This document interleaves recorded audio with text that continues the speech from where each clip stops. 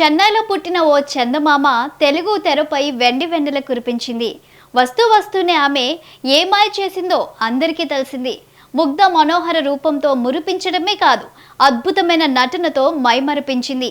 అందుకే over night లో star గా మారింది. ప్రపంచంలో ఇంతమంది అమ్మాయిలుండగా నేను జెస్సీని ఎందుకు ప్రేమించాను? ఏ మాయ చేసేవే సినిమాలో హీరో తన మనసులో అనుకున్న మాట ఇది. ఈ డౌట్ కి క్లారిటీ హీరో నాగ చైతన్యకే తెలియాలి. మరి ఇంతమంది అందగత్తెలుండగా సమంత ఎందుకు స్టార్ హీరోయిన్ అయ్యింది? దీనికి మాత్రం ఫుల్ క్లారిటీ ఉంది. అందం, అభినయం రాశిగా పోస్తే ఆ రెండిటికి ఓ రూపం వస్తే సమంత. అందుకే టాలీవుడ్ మోస్ట్ వాంటెడ్ హీరోయిన్ అయ్యింది.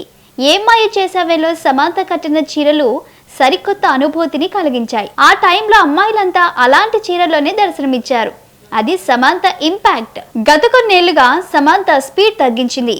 అందుకు పర్సనల్ రీజన్స్ ఉన్నాయి. అయితే సమంత మాత్రం ప్రయోగాలు చేయటం మానుకోలేదు.